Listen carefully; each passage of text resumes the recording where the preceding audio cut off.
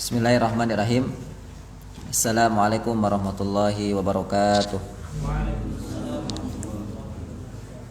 Cek. Alhamdulillahirabbil alamin.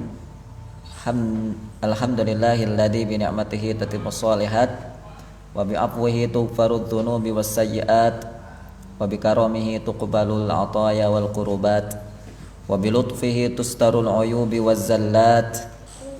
Alhamdulillahilladzi amata wa ahya wa mana'a wa a'ta wa arsyada wa hada wa adhaka wa abka wa qulil hamdulillahilladzi lam yattakhidh waladaw wa lam yakul lahu syarikun fil mulk wa lam yakul lahu waliyyun minadh-dhulli wa kabbirhu takbira wa asyhadu an la ilaha illallah wahdahu la syarikalah wa asyhadu anna muhammadan abduhu wa rasuluh sallallahu wa sallama wa baraka alaihi wa ala alihi wa ashabihi wa man ihtada bihudahum ila yaumiddin.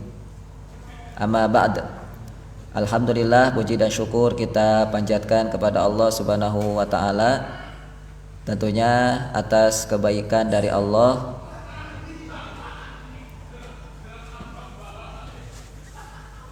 betapapun kita masih sulit untuk melaksanakan perintah Allah secara sempurna, namun Allah dengan rahmat dan kasih sayangnya masih selalu sabar, karena memang Allah memiliki sifat as-sabr, sobur, untuk memberikan selalu kesempatan kepada kita, dan tentunya dengan memberikan segala fasilitas-fasilitas yang dibutuhkan oleh umat manusia dalam rangka menunaikan perintah Allah Subhanahu wa taala sebagaimana di dalam Al-Qur'an yang sudah sama-sama kita pelajari. Dan juga tidak lupa salawat dan salam kita senantiasa panjatkan atau sampaikan atau haturkan, sampaikan kepada Nabiullah Muhammad sallallahu alaihi wasallam, di mana pada hari Jumat ini adalah hari di mana disunnahkan atau disunahkan untuk memperbanyak sholawat. Satu-satunya hari di mana harinya bersolawat kepada Nabi kita. Untuk itu sengaja kita bikin majelis sirah di hari Jumat, juga tentunya majelis adab sebagai dalam rangka diantaranya memuliakan dan menghormati hari Jumat. Ikhwafillah rahimani wa rahimakumullah, kita berada di majelis adab hari ini. Setelah kemarin kita berada di majelis sirah hari Jumat kemarin, dan akan kita seling atau selang-seling seperti itu nantinya. Terkadang hari Jumat kita pakai untuk majelis sirah, terkadang kita pakai untuk majelis adab.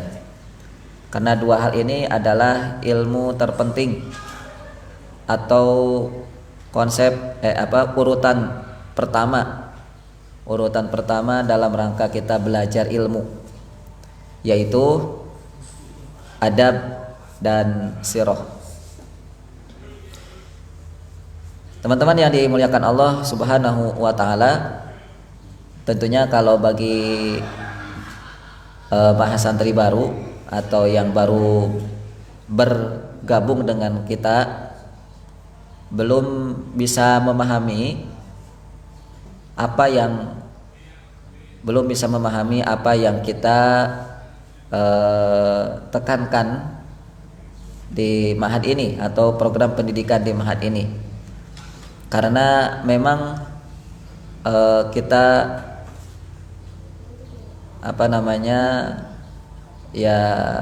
intinya materi-materi yang sudah disampaikan tentang masalah adab ini bisa dicari dan bisa dibaca atau bisa didengarkan kembali. Baik, kita lanjutkan saja. eh, materi adab yang sudah kita sampaikan, di mana Al-Imam An-Nawawi rahimahullahu taala menyampaikan di dalam kitab At-Tibyannya bahwa Allah Subhanahu wa taala telah memudahkan Al-Qur'an untuk diingat. Kalimat aslinya wa yassarahu lidzikri hatta istadharahu sigharul wildan. Ya. Ini kalimat ada di dalam kitab At-Tibyan fi Adabi Hamalatil Quran sebagai kitab panduan untuk mempelajari adab. Karena ini kitab salah satu kitab yang paling cocok bagi kita karena kita sedang berada di dalam kegiatan menghafal Al-Quran, sebagaimana judul yang ada di dalam At-Tibyan itu. At-Tibyan penjelasan artinya ya, tentang adab-adab fi adabi hamalatil Quran, penjelasan tentang adab-adab para penghafal Al-Quran. Pada pertemuan yang lalu kita telah membahas tentang kalimat ini dengan membawakan satu ayat dalam Al-Quranul Karim yang menjadi sumber dari perkataan Al-Imam An-Nawawi ini, ya, yang Allah Subhanahu wa taala firmankan surat Al-Qamar ayat 17 dan 3 ayat yang lain. A'udzubillahi minasyaitonirrajim wa laqad yassarnal qur'ana lidzikr fahal mim muddakir. Dan sungguh telah kami mudahkan Al-Qur'an untuk menjadi peringatan. Maka apakah ada di antara kalian, yang mau menjadikannya sebagai peringatan?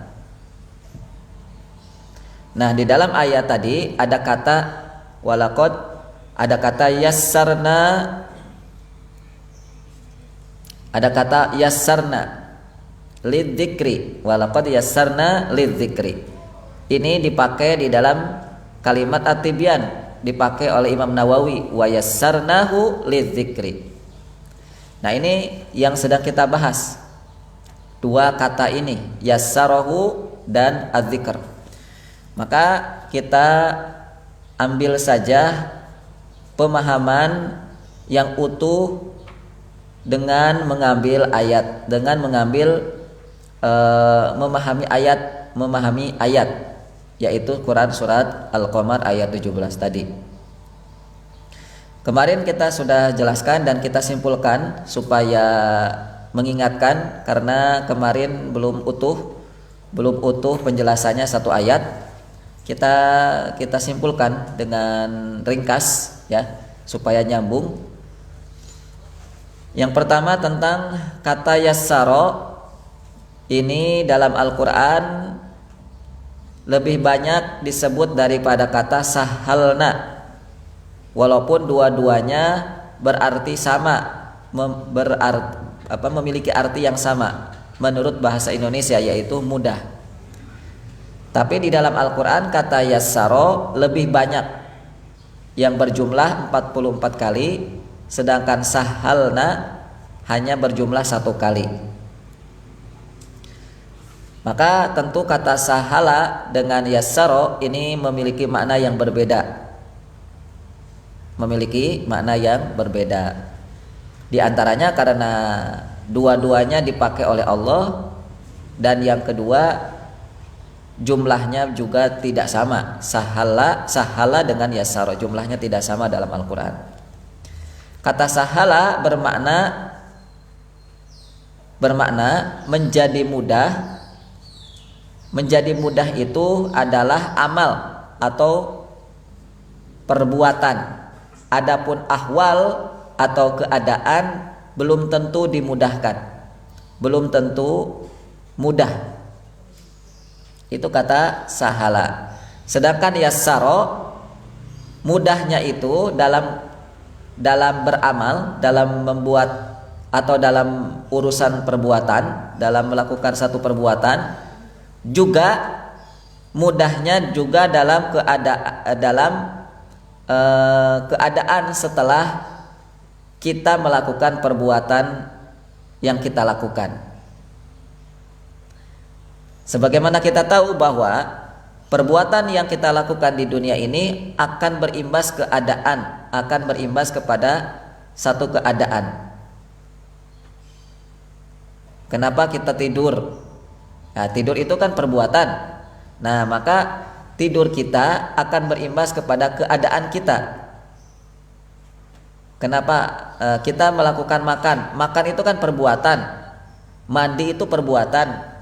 Ya. Nah, segala perbuatan itu ada konsekuensi, ada ahwal, ada keadaan.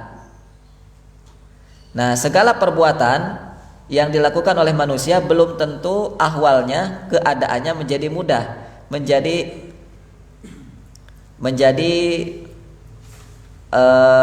nyaman lah dalam arti yang lain.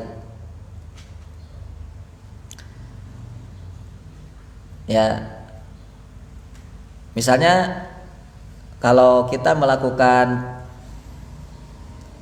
habis melakukan apa misalnya gitu ya, kok tiba-tiba setelah kita melakukan perbuatan tertentu badan kita terasa lemas, badan kita terasa sakit. Nah, itu konsekuensi salah satunya. Juga makan. Ketika kita makan, setelah makan kadang ada orang yang malah ngantuk. Ya. Setelah makan malah ada orang yang lemas ngantuk, itu kan gak nyaman. Nah, ini bukan yasaro kalau di dalam pengertian atau kalau dalam pengertian yasaro ini ya, yasaro. Kalau perbuatan seperti ini maka maksudnya maka berarti sahala, itu imbas dari satu keadaan atau imbas dari satu perbuatan. Tapi kalau yasaro, ketika dilakukannya mudah dan keadaan setelah perbuatan itu juga menyenangkan atau menyamankan. Ya. Begitulah kira-kira. Mandi misalnya, badan menjadi segar ya, dan seterusnya. Efektivitas menjadi bertumbuh ya, kreativitas menjadi bertumbuh. Nah, itu setelah kita mandi. Itu namanya yassaro. Jadi beda ya kata yassaro dengan sahala. Maka Al-Quran itu Allah mudahkan dengan menggunakan kata yassaro. Itu artinya bahwa ketika Al-Quran itu dikaji, dibaca, dipahami, dihafalkan, maka juga akan membuat keadaan kita menjadi mudah. Ya, akan menjadikan keadaan kita menjadi mudah. Urusan kita menjadi mudah.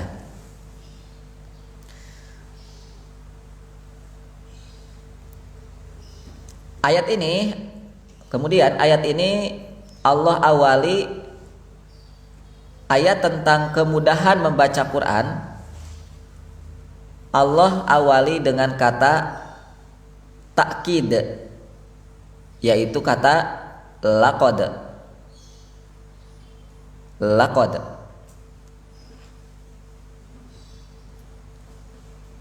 Dan di dalam kata laqad ini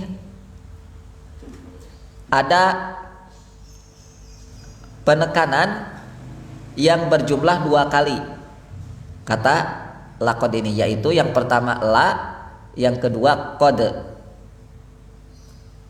Kata la dengan qad ini kalau dalam bahasa Arab menunjukkan takkid atau taukid, atau sesuatu yang menjadi penekanan, yang ditekankan. Artinya begini, Allah ingin menanamkan keyakinan yang kuat,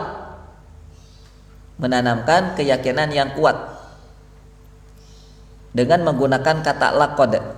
Dengan menggunakan kata laqad tadi Allah ingin menanamkan keyakinan yang kuat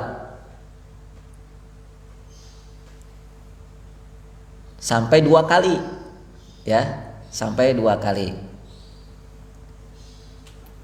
Menanamkan keyakinan yang kuat tentang apa? Tentang mudahnya Al-Quran untuk dibaca, dihafal, ditadaburi, dipelajari, diamalkan. Sampai Allah tekankan la qad. Itu dalam rangka Allah ingin menanamkan satu keyakinan yang kuat. Untuk itu kita tidak akan berhasil membersamai Quran, membaca, menghafal, mentadaburi Quran sebelum adanya rasa yakin. Nah, gitu. Sebelum ada keyakinan terhadap Al-Quran itu sendiri, bahwa Al-Quran itu mudah diantaranya. Maka pantas gini, Al-Quran itu ketika diajarkan kepada para sahabat, ya, sebelum Al-Quran diajarkan kepada para sahabat itu diajari iman dulu, diajari yakin dulu. Fata'allamnal iman qabla an nata'allamal Quran. Ya. Kami diajari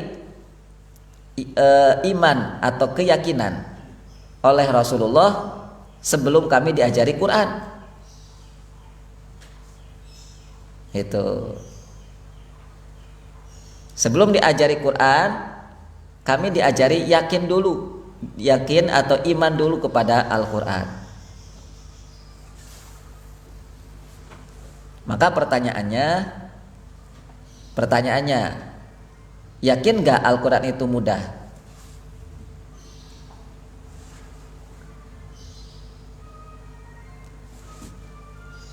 Ini pertanyaan berat ya, pertanyaan berat tapi harus dijawab. Yakin gak Al-Quran itu mudah? Mudah gak ya? Mudah gak ya? Yakin gak? Kalau ingin tahu ya, kita ini merasa yakin Al-Quran itu mudah atau tidak? Gini. Antum lihat gak orang yang merasa yakin akan mudahnya melakukan sesuatu pekerjaan? Kira-kira bagaimana sikap saat dia dalam bekerja?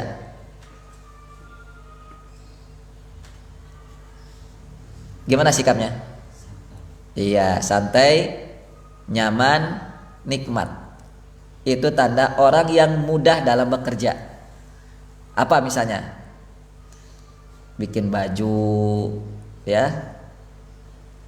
Lihatlah ibu-ibu atau juga bapak-bapak juga tidak sedikit yang bikin baju, ngejahit baju, ya, nyantai, nyaman, dinikmati gitu. Itu tanda orang yang mengerjakan satu pekerjaan yang mudah.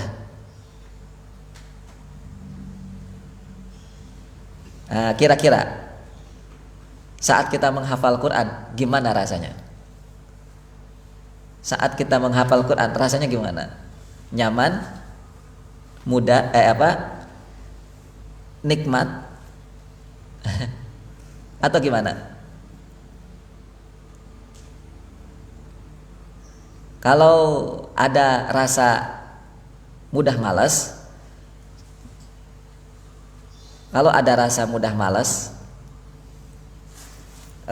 mudah capek, nah berarti gimana dong? Coba kita ngerjain sesuatu pekerjaan, tapi kok dikit-dikit malas, kemudian capek. Itu berarti pekerjaan yang kita sedang kerjakan itu nggak kita nikmati, atau kita masih menganggap pekerjaan itu berat, ya. Misal kemampuan kita mengangkat beban seperti batu atau barbel misalnya, kemampuan kita sampai 15 kilo. Kalau udah 20 kilo ke atas nggak kuat lagi. Nggak kuat lagi. Lalu tiba-tiba antum disuruh sama guru antum untuk ngangkat ada batu. Mas, ambilkan tuh batu. Geser tuh batu. Berapa kilo Tad? Misalnya, berapa kilo Pak Guru? 20 kilo. Nah, kalau gitu kira-kira apa yang antum rasakan saat diminta mengangkat batu atau beban yang beratnya di atas 20 kilo, di atas kemampuan antum? Ya? Gitu, itulah yang dirasakan oleh sebagian besar umat Islam dengan Qur'annya. Belum apa-apa sudah berat. Ya. Belum apa-apa loh, baru buka, bukan buka malah. Ya. Belum buka. Baru dikasih tahu aja. Baru dikasih tahu apa gitulah. 30 juz. 30 juz. Saya sering misalnya waktu beberapa tahun yang lalu lah ya. Saya mempromosikan Ma'had Baitul Arqam ini salah satunya ke pengajian yang di luar Purwokerto. Di luar masih Purwokerto deng. Ya di luar di luar Sumampir lah. Ya, ada pengajian saat itu saya promosikan Baitul Arqam. Di Baitul Arqam gimana menghafalnya 30 juz? Saya bilang gitu. Oh gitu. 30 juz? Oh, coba baru dikasih tahu 30 juz udah gimana gitu. Itu kan kondisi manusia hari ini, kondisi umat Islam hari ini. Ya sama seperti itu, sama seperti kita akan atau ditawari, disuruh untuk mengangkat barbel atau batu yang beratnya 20 ton misalnya. 20 ton keberat. Iya, di luar kemampuan kita, lalu kita disuruh itu angkat. Gitu. 30 juz gitu. Kalau kita anggap seperti itu, masih menganggap dada kita sesak. Dada kita sesak saat mendengar kata 30 juz hafal. Nah, itu perlu dipertanyakan keyakinan kita dengan Quran. Surat Al-Mutaffifin, surat An-Naba harus dihafal. Juz 30 harus dihafal 1 juz. 3 juz sekali duduk. Kalau ada masih rasa kaget gitu, itu masih perlu dipertanyakan. Yakin gak sih sebenarnya kita dengan Quran, bahwa Quran itu Allah mudahkan?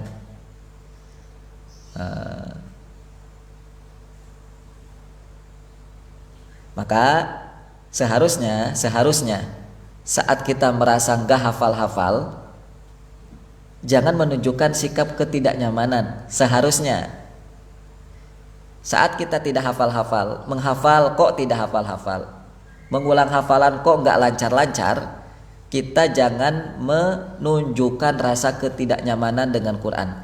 Jangan menunjukkan ketidaknikmatan bersama Quran. Tapi kan itu nggak mudah kan? Ya kan? Iya, nggak mudah. Ya mesti yang rasa yang ada adalah nggak nyaman, diantaranya bosen, nggak hafal-hafal, pulang kampung daripada di Baitul Arqam mending pulang aja. Begitu. Itu menunjukkan ketidaknyamanan bersama Quran. Dan seorang muslim nggak boleh begitu, apalagi seorang yang beriman. Karena itu akan mempertaruhkan iman Anda, iman kita dengan Quran. Gimana? Tadi seperti tadi, 30 kilo nggak nyaman kan, kita dada kita terasa sesak, pulang aja gitu. Belum aja dicoba, ya, belum aja dicoba. Udah baru dikasih tahu itu bebannya 20 kilo, kita sudah ketakutan. Baik, itu ya. Sebagaimana yang sudah kita jelaskan bahwa harusnya bagaimana ketika kita merasa sulit menghafal kok nggak hafal, melancarkan hafalan Quran kok nggak lancar-lancar. Harusnya sikap kita yang benar gimana? Sikap kita yang benar sebagaimana nasihat para ahli ilmu adalah kembalikan kepada dosa. Itu aja, kembalikan kepada dosa. Bukan kembalikan kepada Quran. Memang Al-Quran itu susah, Ustaz. Jangan. Apa buktinya susah? Ini saya udah 6 kali, 7 kali, 8 kali diulang gak hafal-hafal. Memang Quran itu susah. Berarti kamu mempertanyakan meragukan perkataan Quran. Hati-hati itu bisa jadi apa? Mudah-mudahan nggak sampai kufur ya. Bahaya kalau kita meragukan Allah, meragukan perkataan Allah. Memang Al-Quran itu susah. Apa? Kenapa emang? Saya udah ngelancarin juz 30, susah nggak lancar-lancar. Gitu. Ini bukan sikap yang benar. Ya. Lalu sikap yang benar apa tadi? Kalau kita merasa tidak nyaman dengan Quran, kalau masih dada kita sesak dengan Quran tuh kembalikan ke dosa. Baik. Yang berikutnya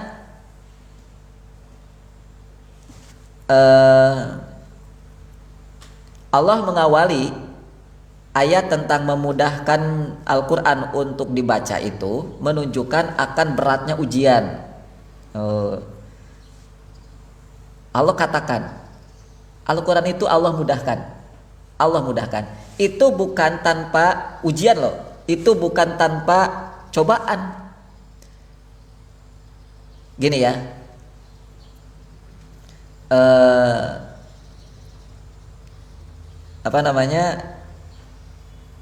Ya kalau ada sesuatu, kalau Al-Quran itu dimudahkan, ya kalau Al-Quran itu dimudahkan, itu berarti bahwa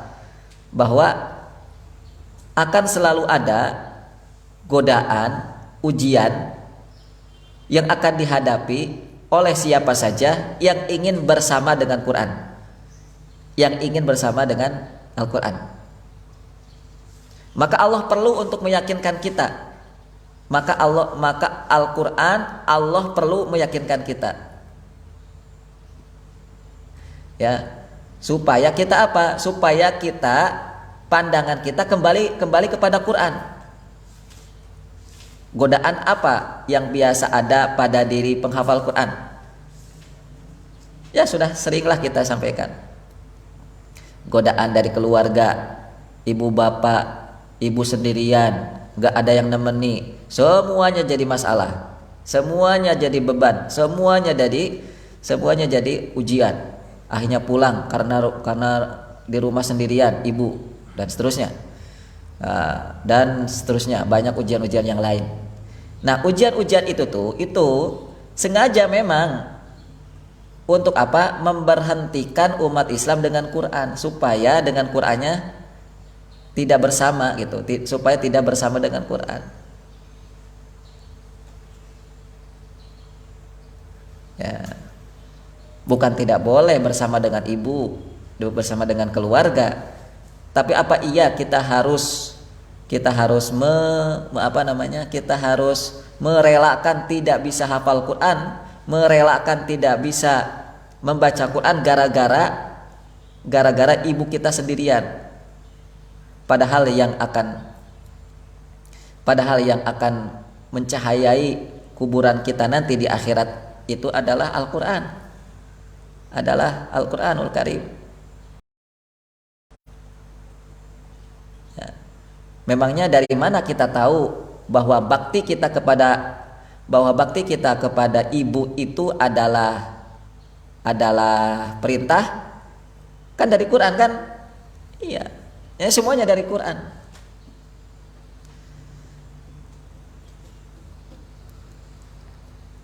Maka teman-teman yang dimuliakan Allah, kembali ke pertanyaan. Yakin gak Al-Quran itu telah dimudahkan?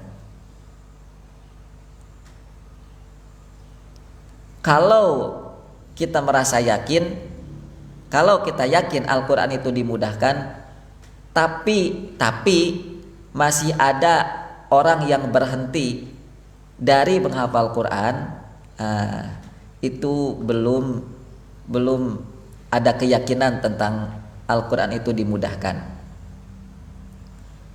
Ya, itu di samping lemahnya iman tadi, ya, kenapa banyak kaum muslimin, para pemuda muslim yang berhenti menghafal Quran, di antaranya selain karena lemahnya iman, juga memang desakan dan ujian itu berat dan banyak yang dihadapi oleh orang-orang tersebut. Ya. Kenapa saya sampaikan seperti ini? Satu, memang ilmunya seperti itu ya dalam Al-Quran tadi. Yang kedua, ya saya kan udah bertahun-tahun bersama Quran kan, sudah merasakan berdampingan dengan teman-teman yang menghafal Quran, bagaimana keadaan mereka saat menghafal Quran, itu saya sudah tahu. Ya, saya saya satu kelas itu awal mulanya 13 orang. 13 orang. Ya. 13 orang. Lalu setelah diwisuda, ketika akhir mau selesai kuliah, mau selesai sekolah dulu di pesantren, sisa tinggal 3 orang lagi. 10 orang kemana? Itu tadi, keluar, berhenti menghafal. Coba, nggak tanggung-tanggung loh, menyisakan sampai 3 orang. Untung nggak saya sendirian, masih ada teman 2 orang lagi. Satu dari Malang, satu dari Lamongan. Saya sendirian dari Jawa Barat, dari Tasik. Itu banyak tuh, ya, banyak yang keluar kayak gitu tuh. Nah, sekarang ini santri yang ada di Baitul Arqam ini berapa jumlahnya? 13, 14. Nanti kalau keluar, siap-siap ini. Ini pertaruhannya keyakinan. Kalau bukan nggak boleh keluar dari Baitul Arqam, tapi harus bisa dipertanggungjawabkan. Ya, tapi harus bisa dipertanggungjawabkan. Alasannya apa? Harus bisa masuk akal, harus bisa. Karena kalau antum keluar hanya gara-gara orang tua sendirian dan seterusnya itu, dan itu tidak masuk akal, maka hati-hati, ini mempertaruhkan keimanan antum nih. Ya, mempertaruhkan iman. Kalau iman kita lemah, loh gimana nanti kita akan meninggalkan dunia ini kalau iman kita lemah. Ya, hati-hati dengan dengan hasutan, hati-hati dengan bisikan untuk mengeluarkan antum dari Baitul Arqam ini, hati-hati. Baik. Allah katakan lidzikri, walaqad yassarnal Qur'ana lidzikri. Bukan dengan yang lainnya. Walaqad yassarnal Qur'ana lil arab misalnya. Bukan. Ini menunjukkan apa? Bahwa Al-Qur'an itu dimudahkan Allah untuk semua etnis, untuk semua bangsa, untuk semua kalangan, untuk semua semua etnis, semua kalangan, semua budaya, ya. Semuanya Allah mudahkan. Siapapun itu Allah mudahkan Al-Qur'an. Untuk apa? Untuk dijadikan sebagai peringatan, lidzikr. Lidzikr untuk dijadikan peringatan. Ya, Al-Quran menunjukkan kepada kita bahwa tujuan Al-Quran diturunkan itu untuk sebagai peringatan. Kita lupa, kalau kita ingin ingat lagi, baca Quran. Saat kita lupa, saat kita buta, saat kita gelap, maka kalau kita ingin terang lagi, ingin ingat lagi, buka lagi Quran. Karena memang itulah fungsi Quran diturunkan, untuk mengingatkan kita. Ya. Jadi kalau Allah mengatakan walaqad yassarnal Qur'ana lidzikr, itu artinya bahwa Allah ingin manusia itu mudah menerima peringatan, nasihat yang datangnya dari Quran. Mudah. Bahkan tidak jarang orang barat tidak bisa bahasa Arab itu bisa masuk Islam gara-gara apa? Buka Quran. Gak bisa bahasa Arab. Salah satunya siapa? Mereka yang banyak. Antum baca aja sendiri. Gak bisa bahasa Arab. Al-Quran kan bahasa Arab kan? Iya. Belum masuk Islam. Teman-teman juga mau masuk Islam. Jadi masuk Islamnya gara-gara apa? Ya, gara-gara Quran. Orang Indonesia juga banyak biarawati itu, atau kalau antum tahu misalnya ada Irina Handono, ada Felix Yow gitu. Itu kan masuk Islamnya juga karena Quran, padahal mereka belum bisa bahasa Arab. Orang Indonesia asli, tapi bisa masuk Islam gara-gara apa? Al-Quran. Gitu. Itu tanda memang Al-Quran itu memang dimudahkan bagi siapa saja. Dimudahkan bagi siapa saja. Orang-orang kafir, antum ya nantilah ya waktunya. Ada waktunya nanti. Nah, orang-orang kafir ketika ingin menghancurkan Islam itu kan mereka buka Quran. Ya seperti Senekorgonya itu yang datang ke Indonesia ya untuk menghancurkan umat Islam di Indonesia, itu memangnya dengan cara apa? Ya dia harus buka dulu Quran dong. Dibuka dulu Quran gitu. Lihat, dia bukan orang muslim. Ya mau gak mau dia harus masuk Islam gitu ya, dan belajar ke Mekah. Mohon maaf nih, namanya ada yang mirip di sini. Tahu nggak nama hijrahnya Senekorgonya? Abdul Ghafur namanya. Ya maaf Mas Ghafur. Iya, Senekorgonya itu nama hijrahnya. Ya betul ya. Kalau nggak salah dengar saya itu. Iya, dimudahkan sama Allah, walaupun dalam rangka untuk menyesatkan umat Islam. Coba lihat. Ya. Maka apalagi kita sudahlah muslim, ya kan? Niat kita membuka Quran bukan untuk menghancurkan Islam. Niat kita membuka Quran murni ingin selamat dunia akhirat. Masa kita nggak ditolong? Masa kita nggak dimudahkan? Gitu kan? Masa kita nggak dimudahkan sih?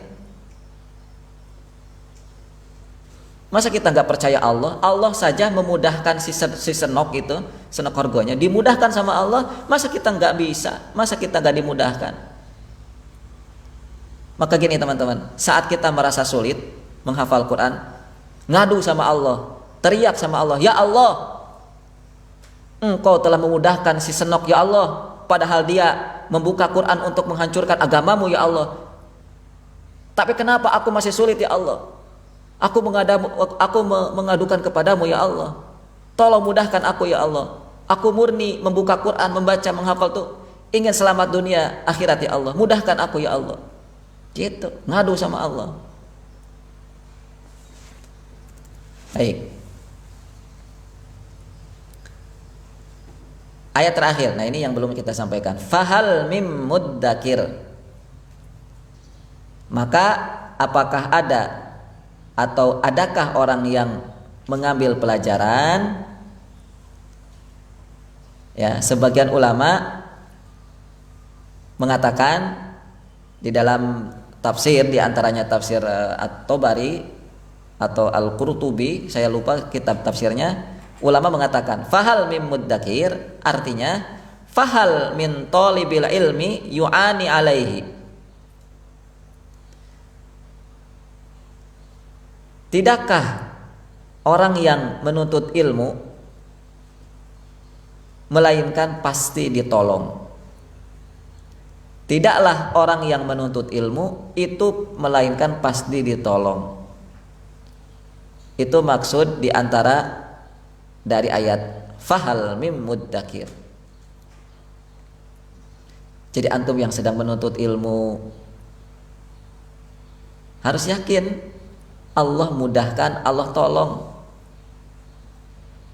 Ini nih ayatnya. Asal bersama Quran lah. Asal bersama Quran.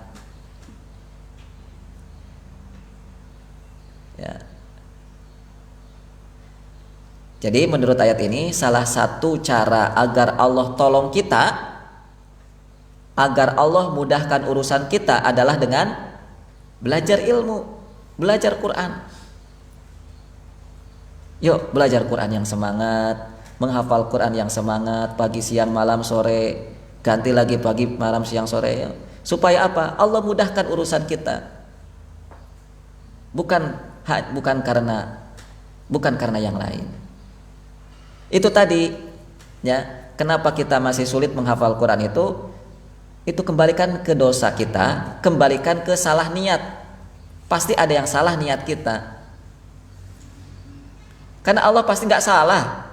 Nggak mungkin Allah salah mencantumkan ayat bahwa Al-Quran itu Allah mudahkan. Nggak mungkin Allah salah. Ya, nggak mungkin. Yang salah tuh kita. Kenapa bacaan Quran kita nggak lancar-lancar? Kenapa hafalan Quran kita sama juga nggak lancar-lancar? Bukan salah Allah, bukan salah Quran, salah kita memang.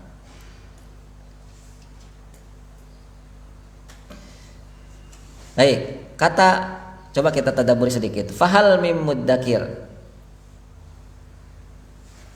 Maka artinya kan tadi, maka apakah ada orang yang mau mengambil pelajaran? Kira-kira tujuan dari pertanyaan Allah ini apa? Ini, Al-Quran, sungguh Allah telah memudahkan Al-Quran. Walaqad yassarna Al-Qur'ana lidzikr. Lalu diakhiri dengan maka adakah ada yang mau mengambil pelajaran?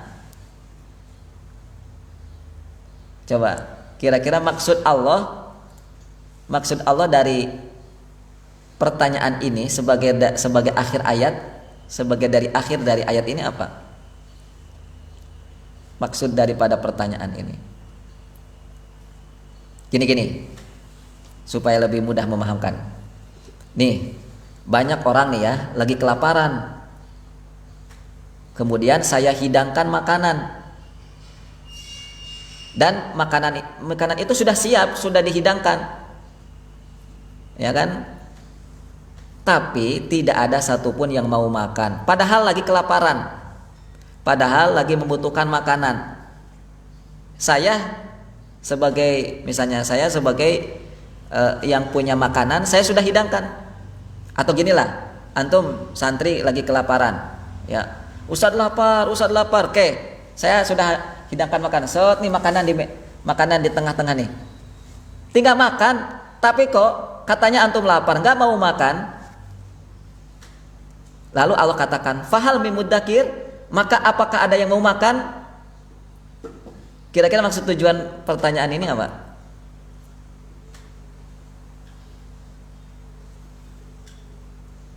Apakah ada yang mau makan? Lo katanya lapar. Kira-kira manusia yang kayak gini tuh ciri manusia kayak apa nih?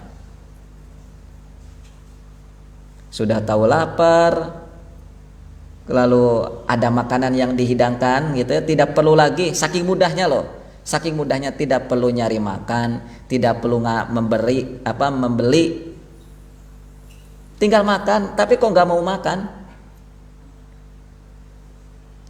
Itu kira-kira manusia kayak gini cocoknya kita katakan dengan istilah apa? Malu dong kita ya berarti ya. Ya Allah, berarti kita ini kurang akal.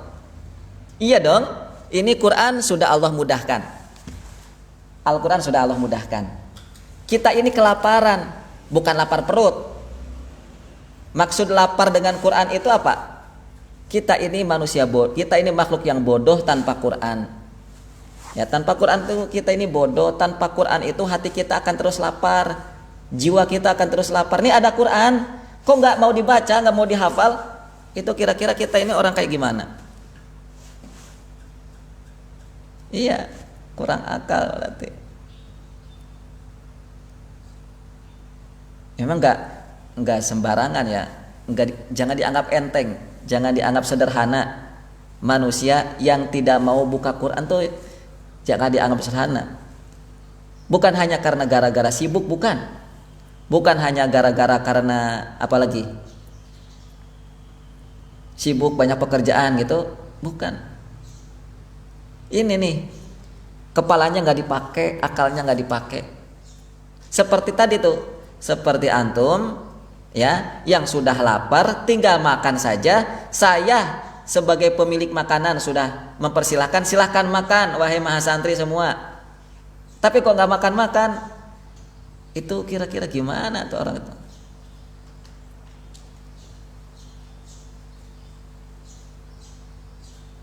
Ini pertanyaan adalah untuk mengingkari pengingkaran bahwa Allah Subhanahu wa taala, ya, bahwa Allah Subhanahu wa taala manusia fahal mimudakir.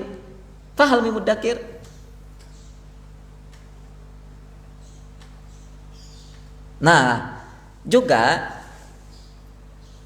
fahal mimudakir ini kata Imam Jalaluddin As-Suyuti dan Imam Jalaluddin itu, walaupun menggunakan istifham atau bertanya, kata di sini adalah pertanyaan, maka apakah di antara kalian ada yang mau menjadikan peringatan?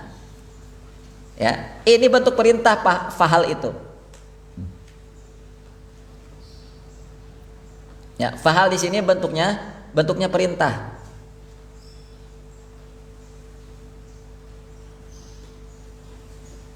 Ini seperti ketika Allah Subhanahu wa taala mengatakan, kalau kata fahal ini, coba dengarkan ke sini, kalau kata fahal ini diubah dalam bentuk kalimat, coba dengarkan ke sini, jangan fokus dengan yang lain. Ini dalam bentuk kalimat yang lain, kalau diubah maka akan muncul seperti ini kalimatnya, ihfadhuhu, hafalkanlah Al-Quran. Oh gitu, kata fahal ini. Watta'idhu bihi walaysa yuhfadhu min kutubillah an dhahril qalbi ghairuh. Hafalkanlah Al-Quran oleh kalian dan ambillah sebagai nasihat buat diri kalian. Sebab apakah ada di antara kalian yang mau makan? Coba pahami. Kata hal di situ itu bentuk perintah dari saya. Bentuk perintah. Perintahnya itu ayo makan gitu. Tapi menggunakan bentuk hafal Quran. Al-Quran itu wajib. Yo, gimana? Mau berhenti menghafal Quran? Ya. Sudah siap menerima konsekuensi ketidaknyamanan dengan Quran saat nanti menghafal? Nah, kemarin saya waktu interview Mas Arsy, beliau mengatakan, saat saya tanya gimana rasanya menghafal Quran, sulit Ustaz. Wah, betul ya, itu pertanyaan bagus itu. Bukan pertanyaan, jawaban bagus itu. Kalau yang lain kan saat saya tanya gimana waktu rasanya menghafal Quran sebelum di sini kemarin, enak Ustaz. Oh enak. Nah, orang yang bilang begini itu memang mungkin bisa jadi pernah merasakan nyaman dan nikmat menghafal Quran, dan itu bagus, alhamdulillah. Tapi di satu sisi dia belum merasakan fakta yang sesungguhnya saat menghafal Al-Quran. Karena sesuatu yang Allah perintahkan, apalagi itu wajib, pasti banyak konsekuensinya, pasti ada ujiannya. Nanti pasti akan ada benturan-benturan yang itu akan membuat kita tidak nyaman, yang itu akan membuat kita gelisah, yang itu akan membuat kita bosen gitu. Nah, inilah ayat yang ingin saya jelaskan kepada antum semua bagi para penghafal Al-Quran. Ya, 1, jangan berhenti menghafal Quran. 2, jangan ada pikiran untuk keluar dari ma'had kalau bukan alasannya benar-benar syar'i, karena ini akan menentukan iman Anda, akan menentukan iman ya. Dan ini iman modal utama kita untuk masuk surga. Sebelum Allah menanyakan amal sholat, amal zakat, amal puasa, amal haji, amal jihad, semua itu yang Allah akan tanyakan pertama kali itu iman dulu.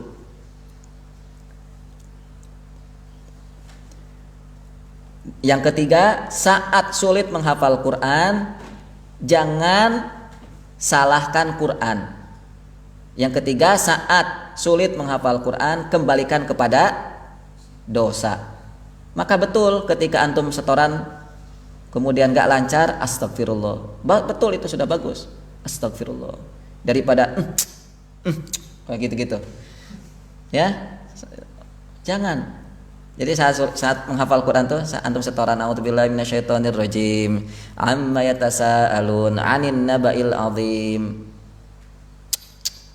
Nah, jangan gitu. 'Anin naba'il 'adzim. Astagfirullah. Nah, baca istighfar. Ya.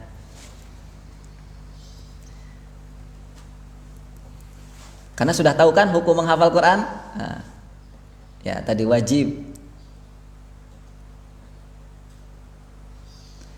Nah, berikutnya Al-Quranul Karim tidak sembarangan mengulang-ngulang ayat. Walaqad yassarnal Qur'ana lidzikri fahal mim mudzakir, ini di dalam surat Al-Qamar diulang 4 kali. Coba lihat, fahal mim mudzakir ini diulang sebanyak 4 kali. Yang saya paling tahu itu ya 17. Yang kedua berapa lagi? 22, 17, 22, 32, 40, 4 kali. Itu diulang sama persis, tidak ada yang beda satu ayat pun di situ. Walaqad yassarnal Qur'ana lidzikri fahal mim mudzakir. Enggak ada yang beda keempat ayat ini. Persis sama. Plek keempat-empatnya, nggak ada yang beda, nggak ada yang beda satu kata pun, tidak ada yang beda satu huruf pun, tidak ada yang beda satu harokat pun, nggak ada yang beda, semuanya sama. Nah, gini itu dalam Al-Quran tuh nggak sembarangan. Kenapa ayat itu kok diulang sampai 4 kali? Nih ulama mengatakan hikmah dari pengulangan itu di dalam tafsir Al-Qurtubi, beliau mengatakan, para ulama mengatakan wa karrara fi hadhihi surah litanbihi wal ifhami, sebagai bentuk, jadi ayat itu diulang, sebuah ayat itu diulang dalam rangka peringatan dan memberikan pemahaman. Itu yang pertama, dalam rangka peringatan dan memberi pemahaman. Yang kedua, at-takrir, artinya ketetapan. At-takrir, ketetapan, keputusan. Yang ketiga, at-ta'kid, menguatkan, penguatan. Yang keempat, at-ta'zim wat-tahwil. At-ta'zim wat-tahwil artinya mengagungkan dan menakut-nakuti. Coba kita pahamkan satu-satu. ayat walaqad yassarnal qur'ana lidzikri fahal mim mudzakir sebagai ayat yang menunjukkan akan mudahnya Al-Qur'an diulang 4 kali, tujuannya adalah untuk mengingatkan dan memahamkan. Mengingatkan dan memahamkan. Karena orang baru akan ingat dan paham kalau selalu dan terus diulang-ulang. Mungkin diulang mungkin dibacakan sekali nggak ingat, nggak paham, diulangi 2 kali, nggak ingat. Gini misalnya, saya tanya sama Fadil, ingat nggak waktu kemarin jam sekian? Saya ulangi lagi, ingat nggak jam sekian? Nah, gitu. Diulang lagi. Oh, baru ingat. Ya. Diulang-ulang. Dan diulang-ulang itu juga dalam rangka untuk memahamkan. Ya. Jadi kalau orang itu baru ingat, baru paham kalau terus diulang-ulang. Maka ini menunjukkan bahwa akan banyak di antara muslimin, nih lihat, akan banyak di antara muslimin yang tidak paham, yang tidak ingat bahwa Quran telah dimudahkan. Gitu. Mengapa Allah perlu mengulang-ulang walaqad yassarnal qur'ana lidzikri fahal mudzakir, walaqad yassarnal qur'ana lidzikri fahal mudzakir, dan terus 4 kali itu, ini menunjukkan bahwa akan ada banyak di antara muslimin yang tidak paham, yang tidak ingat bahwa Quran itu dimudahkan Allah. Al-Quran itu telah dimudahkan Allah. Al-Quran itu telah dimudahkan Allah. Ya kan, buktinya sekarang kan lihat. Coba di total, siapa atau berapa banyak di antara muslimin yang mau membaca Quran? Atau siapa di antara kalangan muslimin yang sudah bisa baca Quran? Terus ningkat. Siapa di antara kalangan kaum muslimin yang sudah hafal Quran? Itu pasti jumlahnya akan terus merosot. Jumlahnya akan terus berkurang.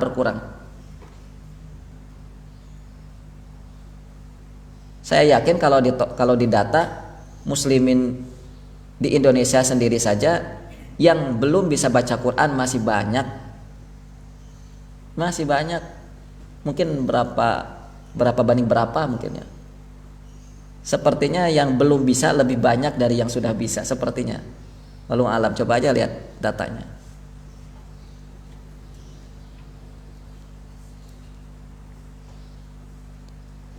Dan ya bukti yang nyata di hadapan kita bahwa mengapa banyak santri atau mahasantri yang gagal dan keluar ma'had. Nah, itu menunjukkan bahwa mereka belum paham Al-Quran itu telah Allah mudahkan. Sehingga Allah perlu tegaskan walaqad yassarnal Qur'ana lidzikri fahal mim mudzakir. Ya. Walaupun alasannya saya ingin kerja Ustadz karena orang tua saya tidak punya pekerjaan. Ya, itu bukan urusan bukan alasan syar'i. Ya. Baik, sekali lagi, siapkan alasan yang bisa masuk akal. Yang pertama itu, yang kedua, siapkan alasan yang betul-betul masuk dalam kategori syariat kalau antum ingin keluar ma'had. Siapkan itu.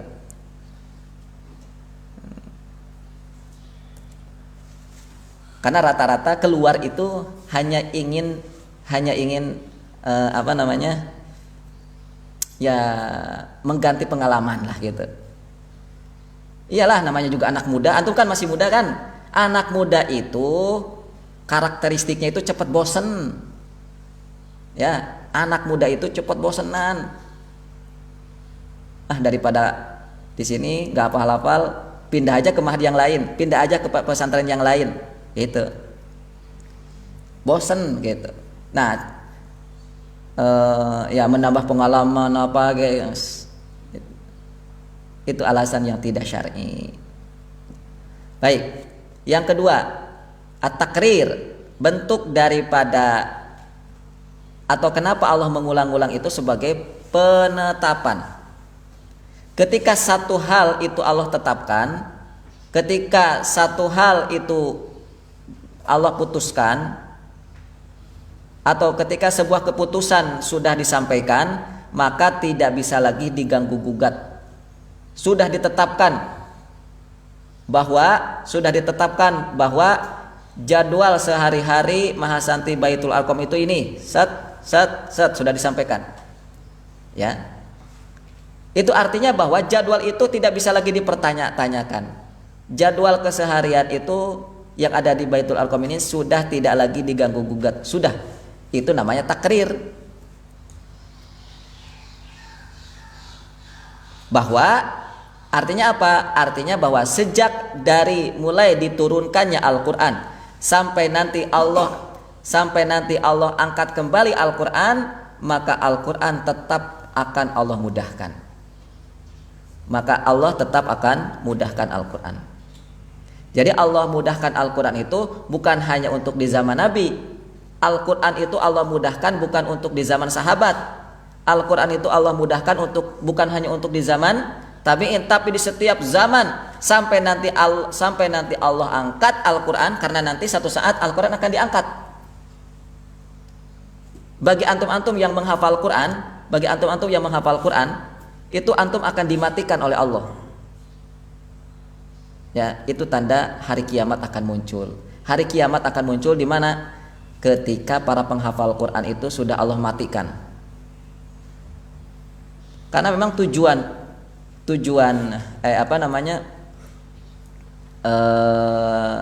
ya Al-Quran diturunkan kan untuk itu, untuk menghadirkan kehidupan kembali di dunia ini. Lalu ketika Allah turun hari kiamat, Allah munculkan, apa pentingnya dengan Quran kan?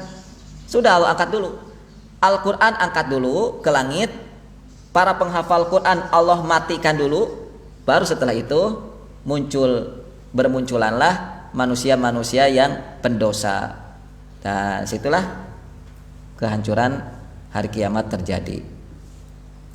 Lalu berikutnya at-ta'kid. At-ta'kid sudah kita jelaskan bahwa pengulangan itu bentuk daripada penguatan. Lalu bentuk yang lain bahwa mengapa Allah ulang-ulang itu dalam rangka mengagungkan, dalam rangka memuliakan. Allah sedang memuliakan apa? Allah sedang memuliakan Quran, makanya Allah ulang-ulang. Itu yang pertama. Yang kedua, Allah sedang memuliakan proses dalam rangka menjadikan Quran sebagai peringatan. Makanya Allah ulang-ulang, walaqad yassarnal Qur'ana lidzikr. Untuk mengagungkan, untuk memuliakan Quran, itu yang pertama. Yang kedua, mengagungkan, memuliakan mereka-mereka yang sedang mengikuti proses menjadikan Quran sebagai peringatan, menghafalnya, membacanya, mentadaburinya, dan seterusnya. Ini kan kita sedang mentadaburi Quran nih. Pekerjaan seperti inilah yang dimuliakan Allah. Ya, pekerjaan seperti inilah yang sedang Allah muliakan. Makanya sampai Allah turunkan malaikat. Allah turunkan malaikat, Allah bentangkan sayap-sayap malaikat, akan semua penduduk langit dan bumi, semua penduduk langit dan bumi untuk mendoakan para penuntut ilmu. Al-Quran didoakan. Itu bentuk apa? Memuliakan kita sebagai penuntut ilmu. Ini caranya Allah ulang-ulang itu, mengagungkan, memuliakan.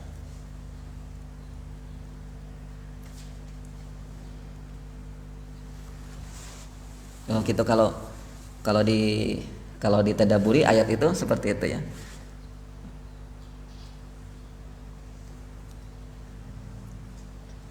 Lalu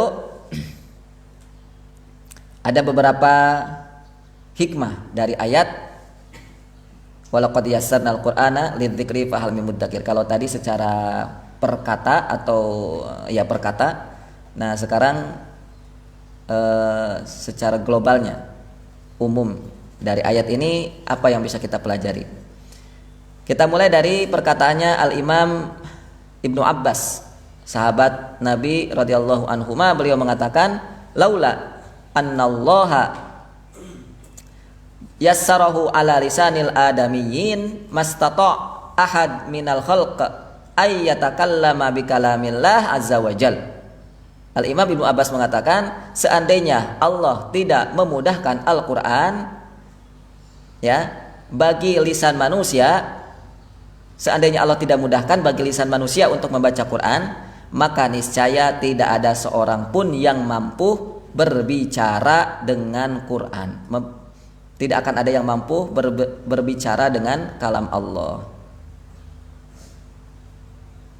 Ini buktinya. Ya. Maka kalau Imam Ibnu Abbas mengatakan bahwa Al-Quran itu, atau ada kalau manusia itu berbicara dengan kalam Allah, artinya manusia itu mengucapkan kalam-kalam Allah, Bismillahirrahmanirrahim, amma yatasaalun, dan seterusnya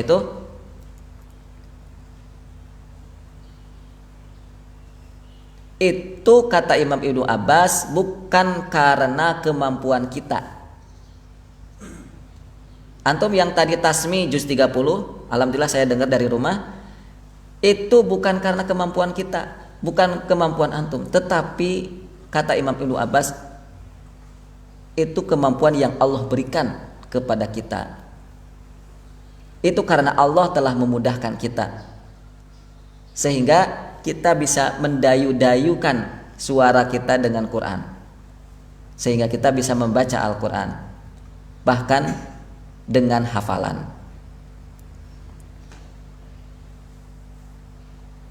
Nah, disinilah kesalahan konsep.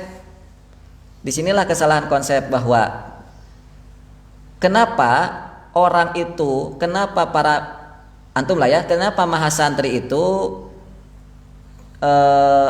ada rasa tidak pede menghafal Quran. Kenapa para mahasantri atau muslimin pada umumnya cepat bosan, ada rasa tidak bisa membaca Quran, menghafal Quran 30 juz, karena dia terlalu fokus kepada kemampuan gitu. Karena dia terlalu fokus kepada kemampuan diri sendiri. Ya, paham nggak? Ya. Aduh, saya susah menghafal Quran, nggak pede menghafal Quran. Lah bacaan saya membaca Quran aja nggak lancar-lancar gitu. Nah, orang kayak gini tuh saat mengatakan seperti ini, dia sesungguhnya telah menyandarkan kepada diri sendiri, bukan kepada Allah. Bukan kepada Allah. Telah menyandarkan kepada diri sendiri. Iya, memang secara kenyataan antum sulit membaca, jangankan menghafal. Tetapi karena yang memudahkan Quran itu Allah, gitu, yang memudahkan Al-Quran itu Allah, maka kalau Allah mau, maka Allah akan bisa jadi memudahkan antum hafal Quran 30 juz dalam waktu sesingkat-singkatnya, kalau Allah mau. Dan buktinya bisa. Betapa banyak di antara mahasantri yang ada di sini tidak bisa baca Quran sama sekali, tapi sekarang sudah punya hafalan walaupun juz 30. Apa itu sudah menjadi bukti? Apa itu tidak cukup menjadi bukti bahwa antum sebenarnya telah Allah mudahkan? Itu. Saya sendiri, apalagi saya sudah banyak mengalami pengalaman mengajar mahasantri atau santri yang tidak bisa baca Quran sama sekali. Apalagi anak saya, anak saya kan dibimbing langsung sama saya sendiri dari nol, nggak bisa baca Quran, tapi sekarang alhamdulillah Qurannya sudah banyak hafalannya. Padahal nggak bisa baca Quran dulunya, ya kan? Gitu. Siapa yang memampukan? Allah. Siapa yang memudahkan? Allah. Ini gak sembarangan loh ya. Nah, ini harus ada dalam kepala kita. Mindset, cara pandang, pemahaman ini harus ada di kepala kita. Ingat loh, kalau antum merasa sulit menghafal Quran, jangan sandarkan kepada kemampuan sendiri. Jangan menyandarkan kepada kemampuan diri. Atau sebaliknya, kalau antum merasa mudah menghafal Quran, juga sama. Oh, itu nanti akan menjadi sombong yang kedua. Kalau yang pertama akan menjadi pesimis, yang menyadarkan kepada diri sendiri itu. Kalau yang kedua, oh dia merasa mudah menghafal Quran tuh. Itu kalau tidak disandarkan kepada Allah, itu akan menjadi kesombongan. Oke. Maka seharusnya kalau kita sudah mengaku beriman kepada Al-Quran, kepada Allah, kepada malaikat dan seterusnya, beriman kepada hal-hal yang gaib,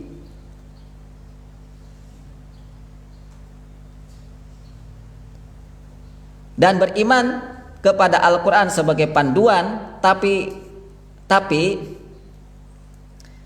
kita masih tidak mau membaca Quran, tidak mau menghafal Quran. Loh, katanya Al-Quran adalah panduan kita, maka ini patut dipertanyakan keimanan kita.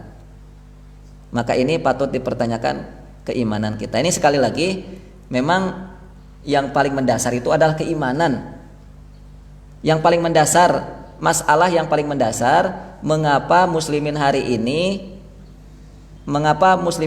sulit akrab dengan Quran. Jangankan menghafal Quran 30 juz, membaca Quran 1 juz, dibaca. Coba baca 1 juz, beratnya luar biasa. Baru dibaca 1 juz ya, itu kayak kayak mau mengangkat gunung Uhud itu. Baru dibaca, apa susahnya dibaca sih? Ya kecuali dibaca juga susah mungkin. Ini sudah bisa baca Quran. Sudah bisa baca Quran, tapi nggak mau duduk 1 juz. Jangankan 1 juz, nggak mau duduk 1 surat. Surat Al-Kahfi misalnya, ini hari Jumat nih ya. Sudah ada yang baca 1 surat? Surat Al-Kahfi. Baca surat Al-Kahfi yang cuman berapa lembar? 5 halaman, 5 lembar. Cuman 5 lembaran, kok nggak? Allahu Akbar, nggak mau juga.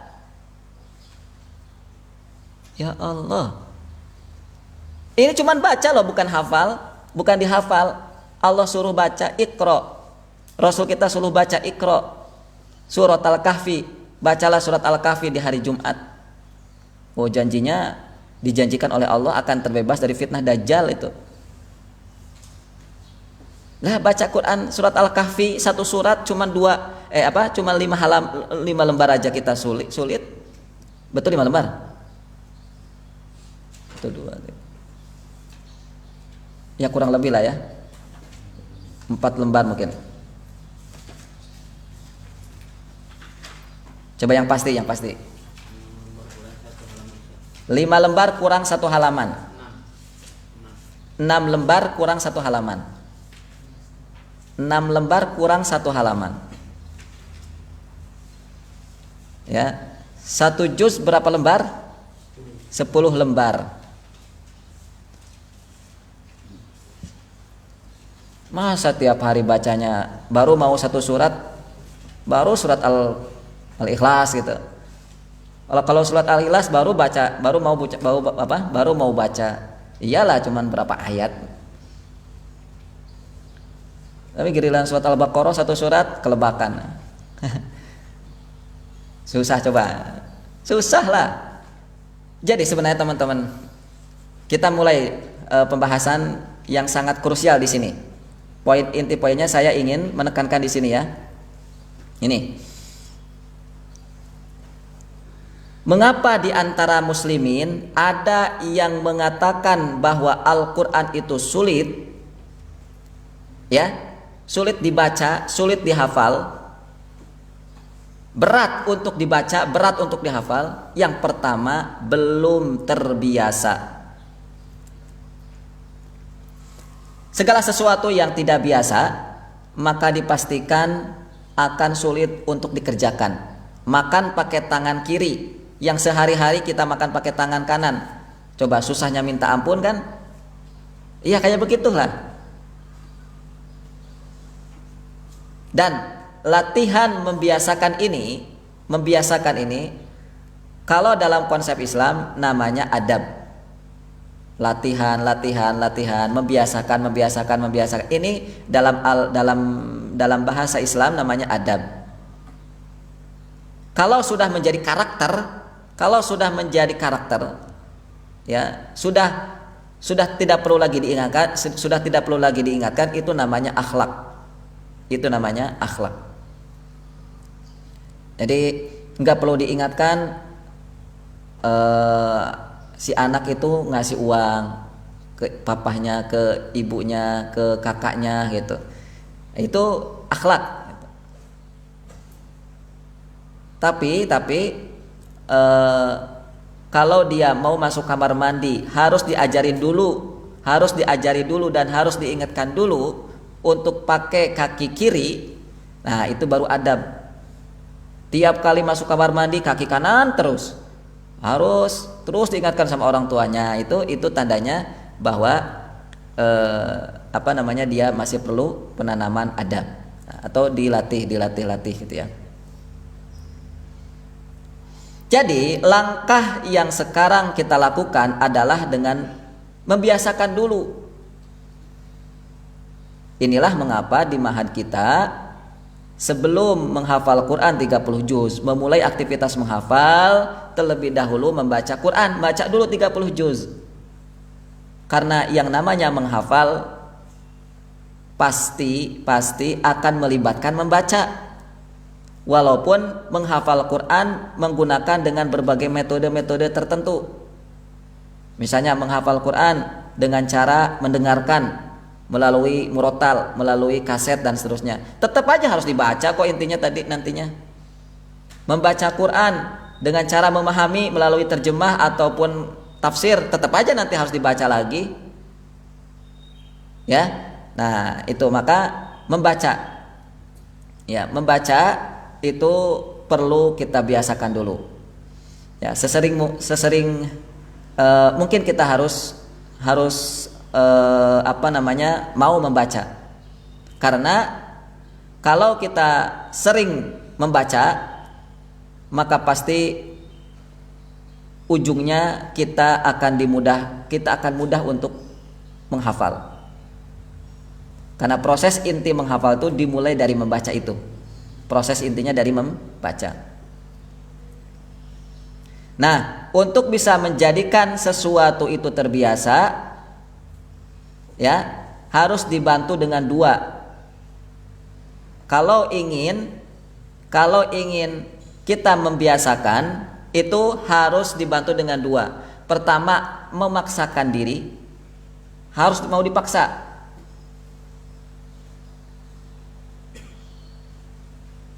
Yang kedua dibantu oleh jiwa kita. Caranya gimana? Caranya adalah jiwa kita jangan pernah terkotori.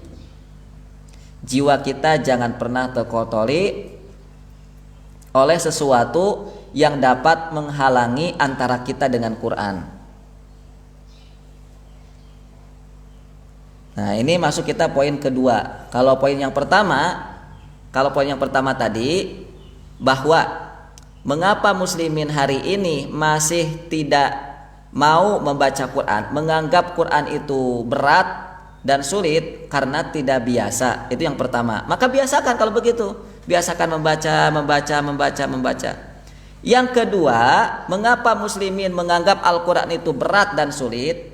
Karena muslimin memiliki hati yang kotor atau jiwa yang kotor. Jadi terlalu banyak kotoran yang mengotori jiwa, ini mengakibatkan terhalangnya Al-Quran untuk menyatu pada diri kita.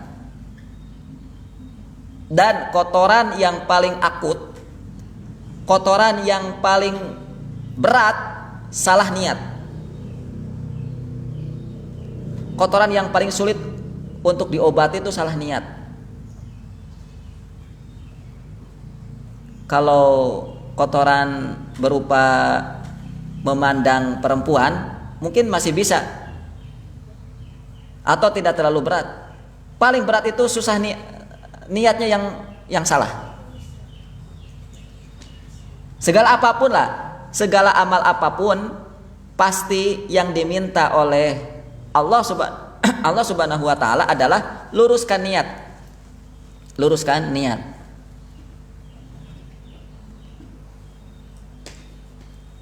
Nah, saya ingin menghubungkan dengan kisah sebagai poin atau sebagai materi dasar di Ma'had ini. Teman-teman sekalian, bagaimana cara meluruskan niat? Caranya dengan kisah. Loh, kok bisa? Lihat. Hadis tentang niat apa? Nah, innamal a'malu binniyat. Lihat. Setelahnya wa innamal likulli imri'in ma nawa.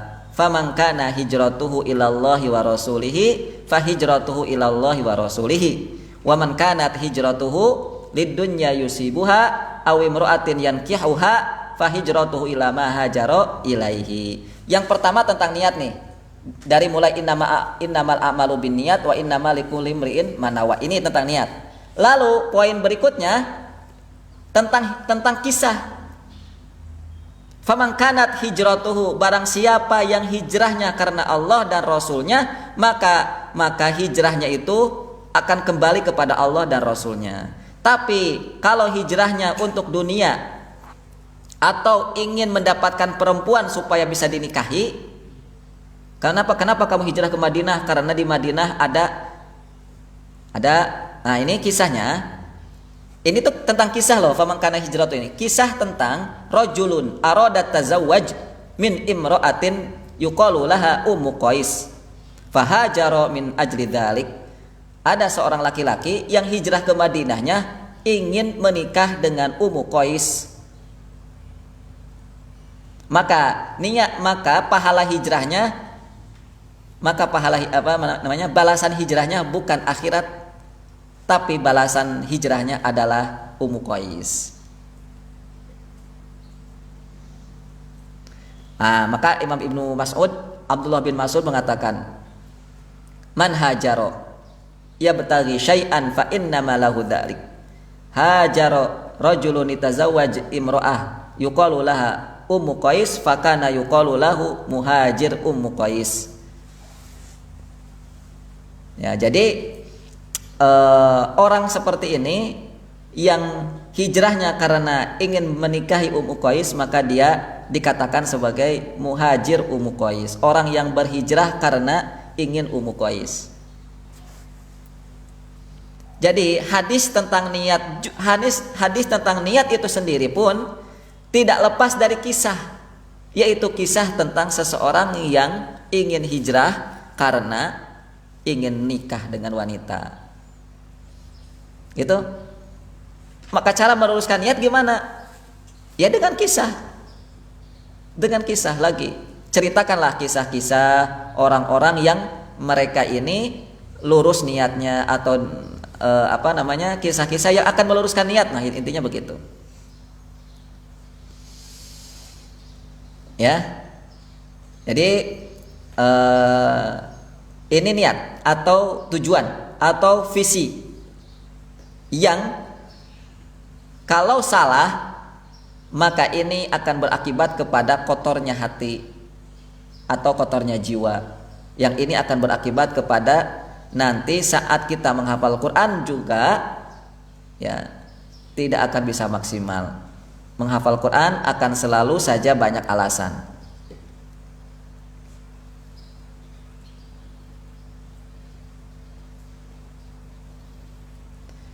Baik, saat kita merasakan kesulitan menghafal, maka jangan katakan lagi Al-Quran itu sulit. Al-Quran itu sulit. Namun katakanlah bahwa Yang membuat sulit itu adalah diri kita sendiri. Ya, saya sendirilah yang membuat sulit. Mengapa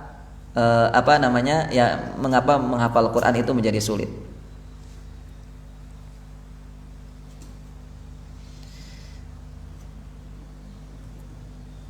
Baik, terakhir. Ini poin tentang kita sebagai penghafal Quran, ya, bahwa cara untuk kita agar Allah mudahkan menghafal Quran itu, yang pertama biasakan, yang kedua jangan kotori jiwa kita. Ya, dibiasakan yang pertama, yang kedua jangan kotori jiwa kita. Itu cara kita untuk supaya Allah mudahkan. Kemudian ini sekilas ayat Al-Quranul Karim yang bisa kita tadaburi untuk menjelaskan kepada kita bahwa salah satu bukti Allah mudahkan Al-Quran. Kalau kita tadaburi ini ayat, yaitu ayat 17 yang pertama, ya, tentang ayat walaqad yassarnal Qur'ana lidzikri fahal mim mudzakir ini. Ini ayat sebelum ayat 17 ini mengkisahkan tentang kisah Nabi Nuh. Ayat 16, ayat 16, 15, 14 dan seterusnya. Ini kisah tentang Nabi Nuh yang memiliki usia sangat panjang. Berapa usia Nabi Nuh? 950 hanya untuk masa dakwahnya. Ya, masa dakwah Nabi Nuh itu 950 tahun. Adapun usianya bisa sampai ribuan. Namun kisah Nabi Nuh Allah cuplik di dalam ayat ini hanya dengan 6 ayat saja, yaitu 9, 10, 11, 12, 13 sampai 14. Coba usia manusia yang jumlahnya ribuan tahun Allah cuplik hanya dengan 6 ayat. Bukankah itu kemudahan? Ya kan? Bukankah itu bentuk kemudahan yang Allah berikan kepada kita untuk mengenal siapa Nabi Nuh? Itu. Jadi ketika Allah mengatakan di ayat 9 itu tentang kisah Nabi Nuh, lalu di akhiri ayat yang ke-6-nya ini walaqad yassarnal Qur'ana lidzikri fahal mim mudzakir. Bukankah Allah telah bukankah telah aku mudahkan Al-Qur'an? Nah, gitu. Tuh lihat, manusia yang usianya 940 tahun dalam berdakwah, aku hanya terangkan kepadamu dengan 6 ayat saja. Dengan 6 ayat saja. Karena coba kalau antum bayangkan, jika Allah detailkan kisah Nabi Nuh, bisa-bisa Al-Quran sampai berapa jilid. Allah kisahkan Nabi Nuh mulai lahirnya, siapa bapak ibunya, bagaimana kejadian detail saat banjir, bagaimana perilaku umatnya yang memberontak, bagaimana anaknya Kan'an, dan bagaimana istrinya. Wah, itu kalau didetailkan itu kisah Nabi Nuh, nggak kebayang itu Quran jumlahnya. Bukan lagi lembaran, tapi bisa sampai jilid-jilid ini, bisa sampai berjilid-jilid. Dan semua para nabi seperti itu. Taruhlah kisah Nabi yang paling panjang di dalam Al-Quran, siapa? Nabi Musa yang paling sering disampaikan. Itu pun juga sama. Walaupun Nabi Musa itu Nabi yang paling sering disebutkan dalam Al-Quran, tapi tetap tidak mewakili usia Nabi Musa alaihissalam. Baik.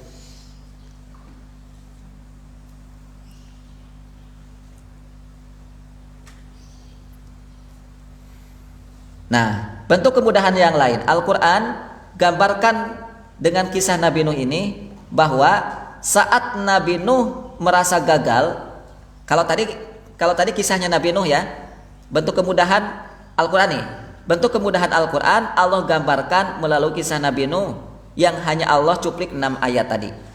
Berikutnya, ketika Allah Subhanahu wa taala menggambarkan kisah Nabi Nuh, antum akan pahami atau antum akan dapat memahami begini. Saat Nabi Nuh merasa gagal dalam berdakwah, lihat, saat Nabi Nuh merasa gagal dalam berdakwah, gagal Nabi Nuh dalam berdakwah, maka Allah gambarkan dengan kata fada'a rabbuhu. Ada kata fada'a di situ.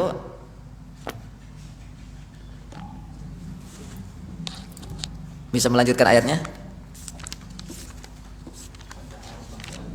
Fada'a rabbahu anni maghlubun fantashir muhti'ina ilad da' dan seterusnya. Ada kata fa di situ, bahwa Nabi Nuh alaihi salam ketika gagal berdakwah, maka Nabi Nuh langsung fa, yaitu menunjukkan tentang ta'qib, pekerjaan yang langsung dikerjakan setelah pekerjaan sebelumnya. Langsung. Maka ketika Nabi Nuh mengatakan, "Ya Allah, saya telah kalah ya Allah. Ya Allah, saya telah gagal ya Allah." Maka beri bantuan kepada orang yang gagal ini wahai Allah. Maka di sini dengan kisah ini kita telah dimudahkan Allah nih. Apa bentuk kemudahannya? Bahwa bila ada masalah, maka jawabannya adalah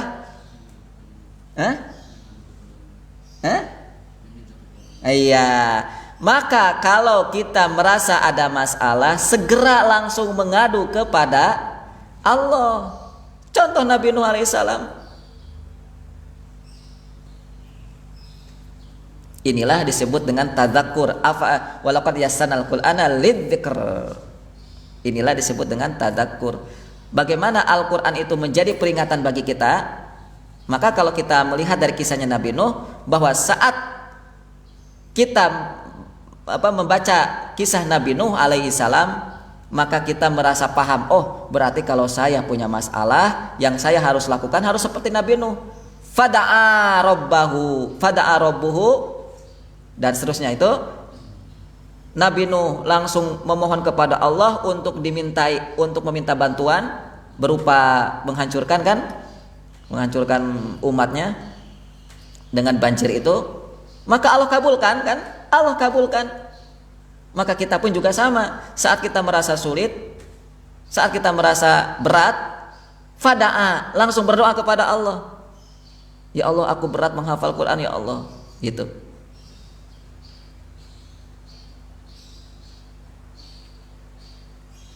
Nah, ini bentuk pembelajaran dari kisah Nabi Nuh yang menunjukkan akan kemudahan Al-Qur'anul Karim.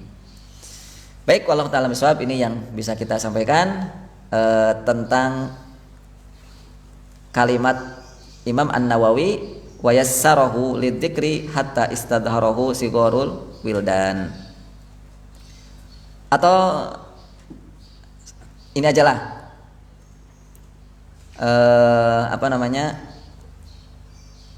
Sedikit lagi, sigharul wildan ini kalau dalam kitab At-Tibyan disebut dengan as-sibyan. As-sibyan itu anak kecil tapi belum disapih. Man lam yuqtam ba'da. Ya. Bahkan sampai anak kecil yang belum disapih pun bisa hafal Quran loh, bisa menghafal Al-Quran. Ini membuktikan bahwa saking mudahnya Quran. Bayangkan anak yang belum bisa apa-apa, jangankan mau mengatakan apa-apa, ya, berbicara apa-apa belum bisa, tapi Al-Quran sudah bisa dihafal oleh dia. Sudah ada yang hafal Quran sejak anak belum disapih, kurang lebih sekitar 2 tahun ke bawah. Anak hanya cuma tahu makan kalau lapar, haus, minum kalau haus, hanya itu aja. Belum punya apa-apa, belum punya ilmu apa-apa. Tapi kok tiba-tiba ada ilmu dahsyat, ilmu tercanggih, karya tercanggih yaitu Al-Quran bisa dihafal. Itu kalau bukan mukjizat, bukan bentuk dari kemudahan Allah, nggak akan bisa ada anak kecil bisa hafal.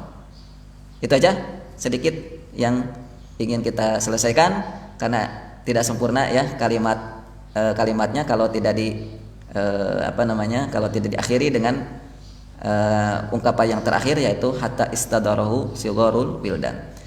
Baik, kita masuki majelis tasmi, dipersilahkan.